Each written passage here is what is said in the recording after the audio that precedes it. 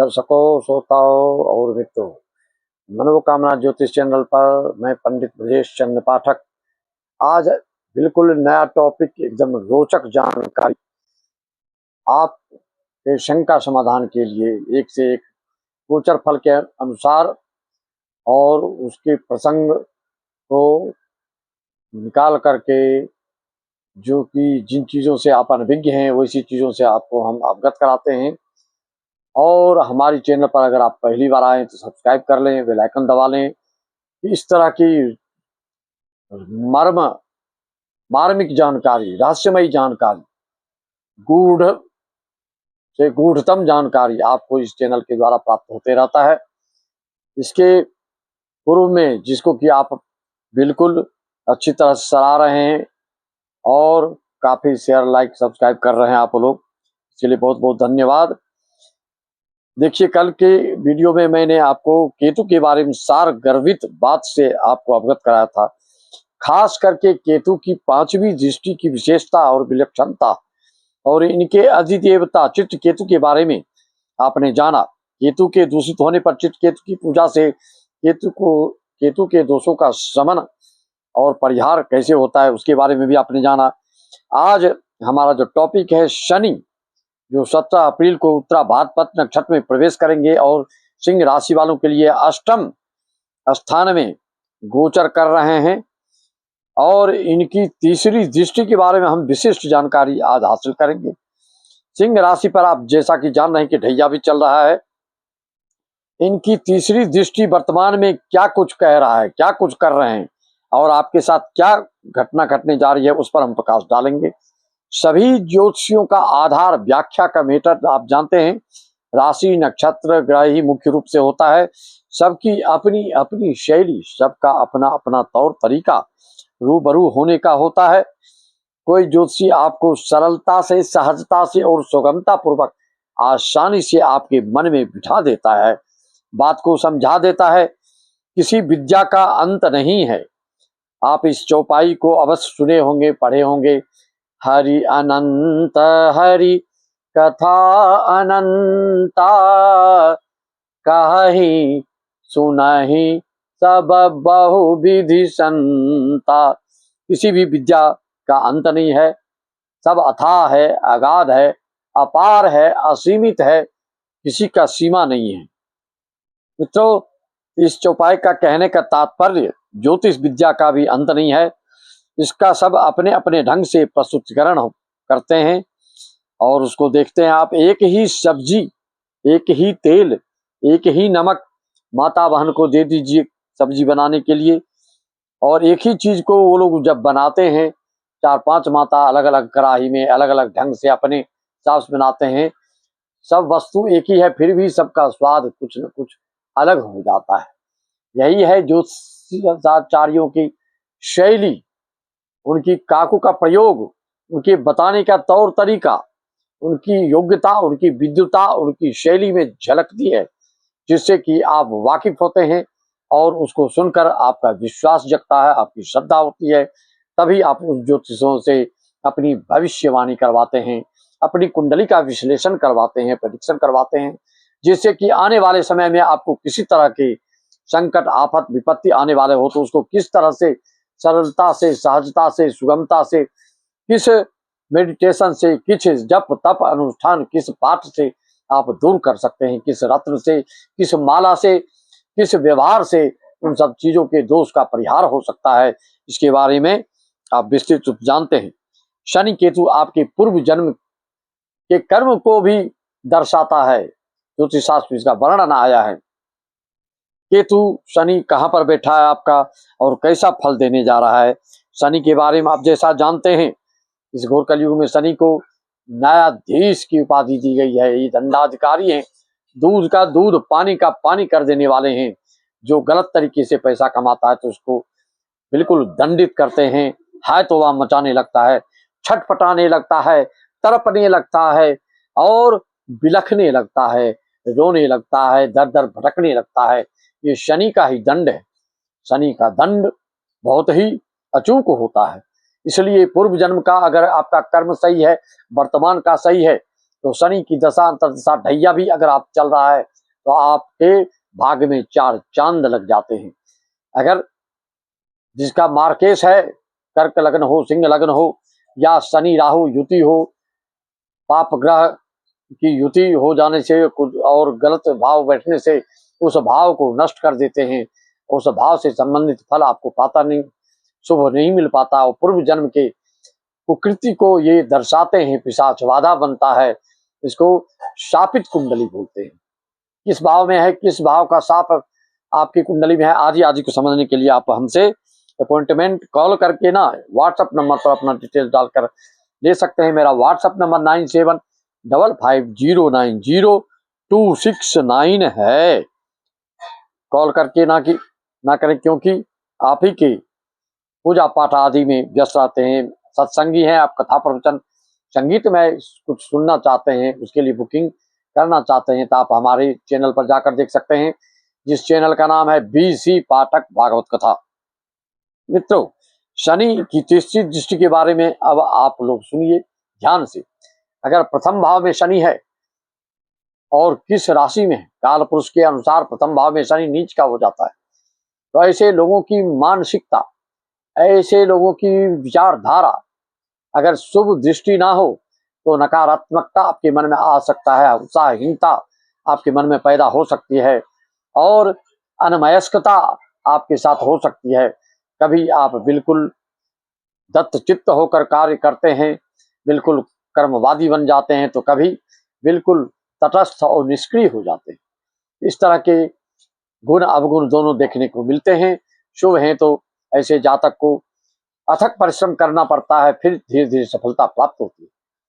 अगर द्वितीय भाव में हो तो तीसरे दृष्टि इसका चतुर्थ भाव पे पड़ता है। चतुर्थ भाव पर पड़ने से घर द्वार मकान, घर की शांति आदि से किसी न किसी प्रकार के आपको चिंतित होना पड़ सकता है। अगर तीसरे भाव में हो तो संतान विद्या के लिए कुछ चिंताजनक स्थिति निर्मित आपके साथ हो सकती है।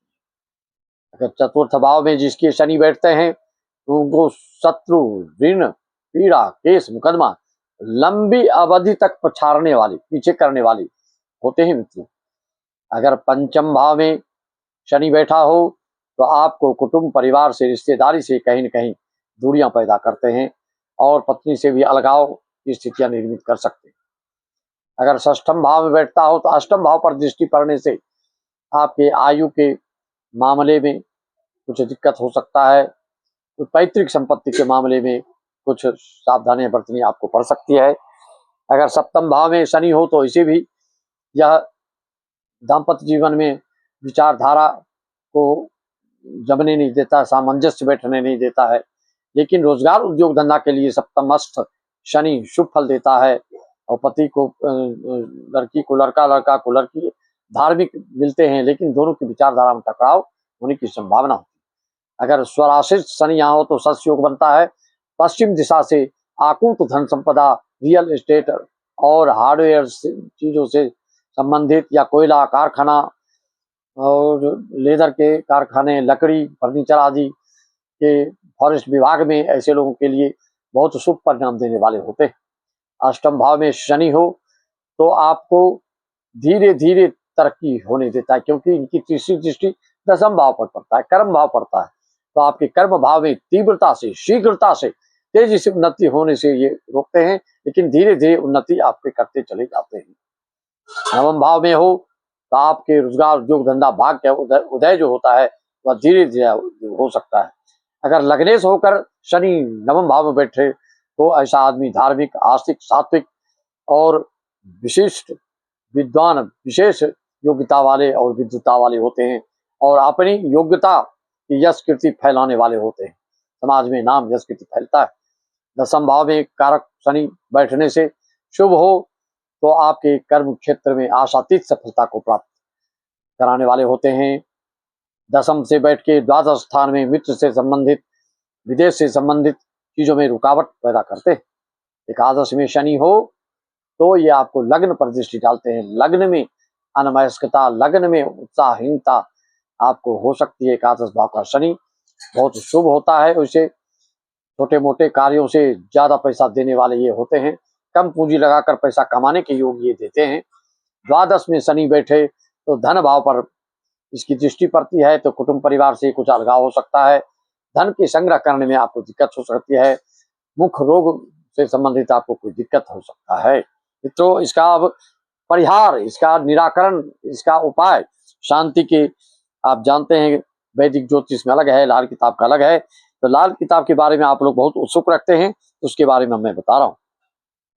शनि की दृष्टि, शनि अगर खराब हो आपकी स्थिति में, अभी ढैया चल भी रहा है, तो आपको प्रतिदिन हनुमान चालीसा का पाठ अवश्य करनी चाहिए, कम से कम शनिवार को जरूर करना चाहिए। या महामृत्युंजय चाहे अक्षर ही क्यों न हो, उसका पाठ करते रहने से अच्छा रहता है। या शिव जी का अभिषेक करते रहे। काली चीजों का दान, लोहा, भैंस, तेल, काले कपड़े, काली गाय आदि का दान करने से शनि का दोष जाता रहता है। कुछ लोहे का सामान ऐसा दान कीजिए जिसका कि उपयोग करे कोई, साइकिल हो, प्रेस हो, कूलर हो, इस तरह के गाड़ी वाहन, ऐसी चीज को दान करने से बड़े से बड़े दोष शनि का दूर हो जाता है। और शनि का मंत्र श्लोक द्वारा करना चाहते हैं, इसका जब कर सकते हैं उत्तरा भाद्रपद नक्षत्र या उत्तरा भाद्रपद नक्षत्र या पुष्य या अनुराधा नक्षत्र में नीलांजन समाभासम रवि पुत्रम यमाग्रम छायामार्तम संभुतम तम प्रणमामि शनिश्चरम, इसका भी जप करा सकते हैं। या तांत्रिक मंत्र ओम प्राम प्रीम प्रौम सा शनिश्चराय का जप करा सकते हैं, क्योंकि शनि अगर गलत तरह से बैठे तो एक्सीडेंट भी बहुत खराब कराते हैं लोगों का, और घाव, फोड़ा, फुंसी आदि का भी रोग देते हैं। ऐसे लोगों को एक कोठली घर में एक रूम ऐसा रखे कि अंधेरा रहे। मछलियों को दाना चावल डालते रहने से भी लाभ होता है। चावल बादाम पानी में बहते पानी में बहाने से अच्छा होता है। ऐसे लोग को मांसाहार नहीं करना चाहिए, इसका शनि बिल्कुल अशुभ होता है, नहीं तो और आपके खराब दिन देखने पड़ेंगे। कौवा को रोटी खिला सकते हैं, इसका शनि खराब होता है। दांत, नाक, कान से संबंधित कोई न कोई शिकायत आपको मिलती रहती है, इसको हमेशा ध्यान रखना चाहिए और साफ सफाई करते रहना चाहिए। कटोरी में तेल डालकर उसको चेहरा देखकर दान करना चाहिए मंदिर में मित्रों। और भूरे रंग की भैंस रखने से आपको लाभ होता है। शनि जानते हैं जैसा कि आप 30 साल में अपने साल में अपनी पुनः अपनी राशि में आते हैं, तो अभी मीन राशि में आ रहे हैं, 30 साल के बाद आए हैं, जिसके शुभ शनि हैं तो आपको ये पैतृक संपत्ति दे सकते हैं। अष्टम शनि जिसके होते हैं तो उनकी आयु बहुत लंबी होती है, जीवन से उबाऊ होने लगता है, इतने अधिक दीर्घायु होते हैं। तो शनि के बारे में आपको विशिष्ट जानकारी मैं यह देना चाहता हूं, और अपने शुभ चिंतकों को इसको भेजकर बताइए शनि शुभ है तो आपके साथ क्या हो सकता है, शनि अशुभ है तो आपके साथ क्या हो सकता है। शनि की सार गर्भित बात आप जानते हैं, भगवान राम को भी शनि देव के कारण ही वनवास जाना पड़ा। महाभारत में पांडवों को जंगल में भी भटकना पड़ा इसी शनि के कारण। उज्जैन के राजा विक्रमादित्य को कष्ट झेलने पड़े इसी शनि के कारण। हरिश्चंद्र दर दर भटके, राजा नल और रानी दमयंती को भी जीवन में दुखों का सामना करना पड़ा इसी शनि के कारण। शनि आप जैसा कि जानते हैं सूर्य के पुत्र हैं। वैदिक ज्योतिष में शनि को क्रूर और पापी ग्रह माना गया है, लेकिन यह शुभ जब होता है कुंडली में तो आपका वारा न्यारा, बड़े बड़े उद्योगपति आप बनते हैं, बड़े बड़े रचनात्मक कार्य करते हैं। लोहा लक्कर खदान आदि से संबंधित शनि ही फल देता है। पेट्रोल पंप आदि का जो व्यवसाय उद्योग धंधा चल पड़ता है उसमें शनि का ही फल विशेष होता है। जिसकी कुंडली में शनि शुभ होता है आप प्राय देखेंगे उसके शुक्र ग्रह भी पावरफुल और शुभ होते हैं। यही इसके शुभता की पहचानने के प्रतीक हैं। शुक्र अगर बिल्कुल अशुभ है आपका तो शनि शुभ हो नहीं सकता है। अगर शुक्र फुल पावर में है तो शनि आपका शुभ ही देखने को प्राय मिलता है कुंडली में। इसको कमेंट करके आप अवश्य हमको भेजें। किसी तरह की दिक्कत हो, कोई बात समझ में ना आए तो आप उसके लिए कमेंट करके आप समझ सकते हैं। अपनी कुंडली की विश्लेषण करने के लिए आप से बता सकते हैं। कॉल ना करके आप हमारे व्हाट्सएप में अपना डिटेल्स डाल करके अपॉइंटमेंट ले सकते हैं। सारी जानकारियां प्राप्त करके हमारे जितने देश विदेश और भारतवर्ष के सारे श्रोता, दर्शक और यजमान हैं, सभी को मैं अपने तहे दिल से, अंतर्भाव से सबको नमन, वंदन, अभिनंदन। और सत्संगी हैं, कथा प्रवचन संगीतमय कार्यक्रम देखना चाहते हैं तो बीसी पाठक भागवत चैनल पर जाकर अवलोकन करें। धार्मिक आयोजन, कथा प्रवचन के लिए भी आप हमसे संपर्क साधते हैं। सभी को पुनः राम राम, जय श्याम, ओम हरिओम, तत् सत श्री अकाल, जय सच्चिदानंद।